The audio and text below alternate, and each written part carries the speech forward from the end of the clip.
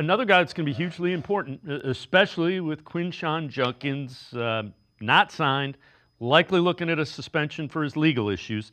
Dylan Sampson, take us through what you saw and what we're going to see here with Dylan Sampson. Well, first of all, you're going to see 21 personnel. You're going to see two backs in the game, and this is what Harold Fannon's going to have to do because it'll make 12 personnel work. But what I saw in Sampson, one of the examples of this is just a zone concept, outside zone concept. They're going to insert a fullback to block that force player. I was very impressed with Sampson. As I've talked about before, a lot of people think he's just a home run hitter. Sampson, even though he's not as big as Judkins, he's very thick lower body. He runs his zone scheme very well. And the reason he runs the zone scheme very well is not because he's downhill like Judkins, who runs it very well, but he's patient. He's very offensive line friendly. He knows where the offensive linemen are going to be. He also understands what the defensive responsibilities are going to be and helps set his linemen up for success. So you're going to see here, he presses the hole and then he cuts back. And as he cuts back, it gives those linemen great angles for the blocking. Then the thing that I've been very impressed with him, besides his size and lower body thickness, is great burst. So he's patient, and it explodes.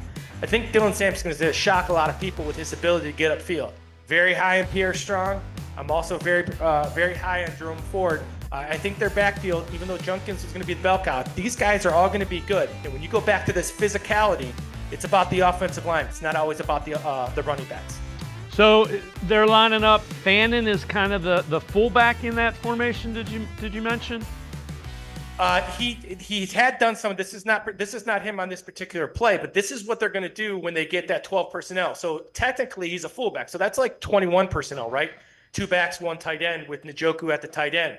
Then they can go where they split him out. So Fannon's ability in this offense that makes him so important is ability to get in all these other personnel groups without changing out of 12 personnel. So they can be in 10 personnel with Njoku and him splitting out, but it's really 12 personnel. So again, Kevin Stefanski can dictate what he calls based on what the defense runs in the game.